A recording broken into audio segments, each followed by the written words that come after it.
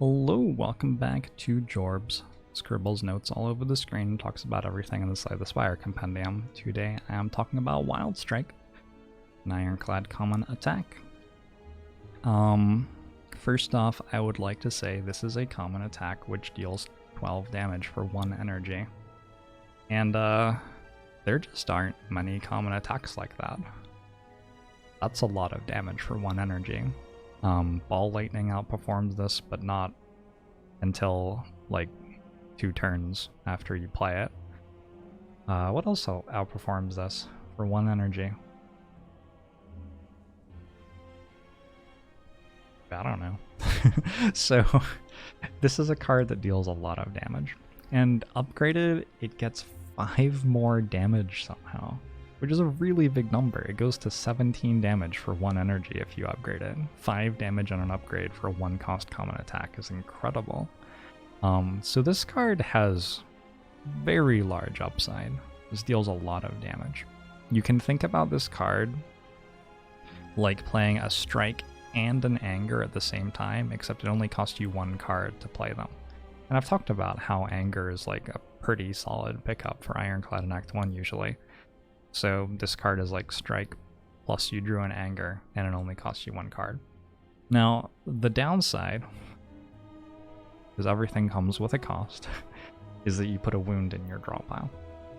And that is a significant downside. It means that you don't end up being plus a card after you draw the wound. By the time that you draw the wound, you're basically neutral versus the strike and the anger. And the second time through your deck, you're going to start out being behind when you draw the wound another time.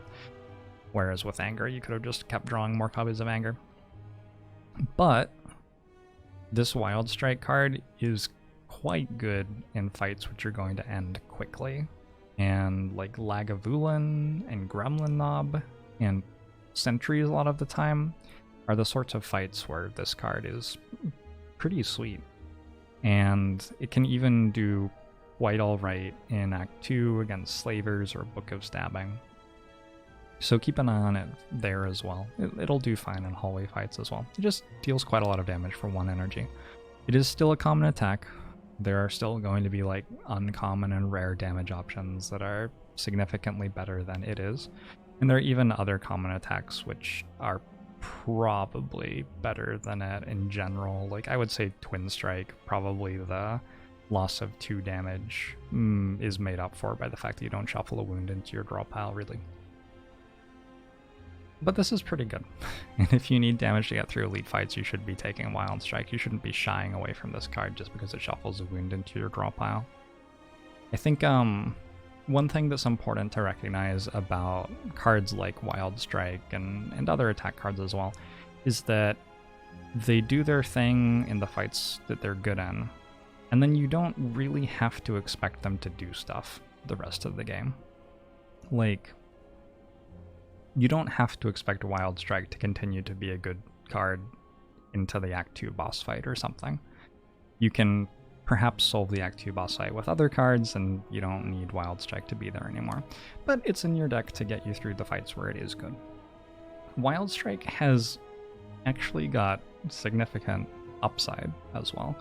Wild Strike has a great interaction with Evolve. You can upgrade Evolve. Evolve is a card where every time you draw a status, you draw an extra card, or if it's Evolve Plus, you draw 2 extra cards. And so with Evolve, Wild Strike actually starts to fuel a draw engine. So it is definitely possible to take a Wild Strike early. It kills Act 1 elites for you, and then have it turn into a sensible part of a deck later on in the game as well. Altogether, I would say that this adds up to this being quite a good damage common. I wouldn't say that grabbing an Evolve for my deck is something that I'm always looking to do for Ironclad, and if I am looking to do it, I'm often not interested until like Act 3 or so. It's a card that gets better and better as the game goes on, Evolve, and it's not necessarily that great early on in the game. But sometimes you pick it up in Act 1 or 2 because like your Sentries fight could use some help, or your fight against Chosen in Act 2 hallways isn't very good or whatever. And then Wild Strike becomes better. And you know, sometimes you just take Wild Strike, deal some damage, and that's that. Anyway, that's mainly what I wanted to say about Wild Strike. And this is the last common attack that I'm going to be talking about for Ironclad, and I want to like leave on just sort of a general point. I think that basically a lot of people come to Slay the Spire and they ask me like, what is the best card for doing this? Or could you rank these cards or something like that, right? And basically what we've seen with looking through Ironclad common attacks, I've gone through all of the Ironclad commons, but the skills and stuff are a little bit different, I feel like. The common attacks though, it's like all of them are close enough to balanced with having some upside versus some drawback that the conditions of your run are going to decide which one you really want. If you have an evolve, you want Wild Strike. If you have a low energy deck with lots of card draw, you want Anger. If you have strength scaling already, you want Twin Strike, and if you're really strong, you can start taking Sword Boomerangs or Heavy Blades. If you need a big chunk of damage for whatever reason, you might want a Perfected Strike. Often this is going to be a matter of like which ones you get offered, and if you're picking between two, often your choice is going to change depending on what else is in your deck. And I hope that that's something of value that you're getting from hearing me talk about all these different cards, is sort of like seeing which things I'm thinking about that are in my deck. Which fights is a certain card really good for? Which fights would a different card be better for? Which sort of decks late game like this common attack versus a different common attack? And you don't have to play exactly like me, but if you're a sort of person who really enjoys building Ironclad strength decks and finds a ton of success with them, then maybe hearing me point out, hey, Anger is actually pretty good with strength plus card draw is useful to you, and you can think, oh, maybe I'm picking up Anger less often than I should be. If you're the sort of person who thinks Evolve's a really nice pickup in Act 1 and really enjoys building decks like that, then probably you're already picking up Wild Strike early.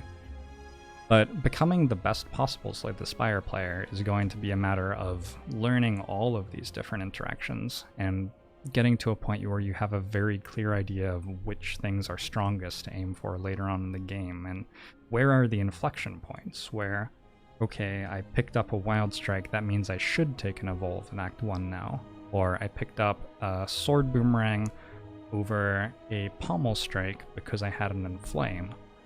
Where exactly do those pivot points happen where one card becomes better than the other?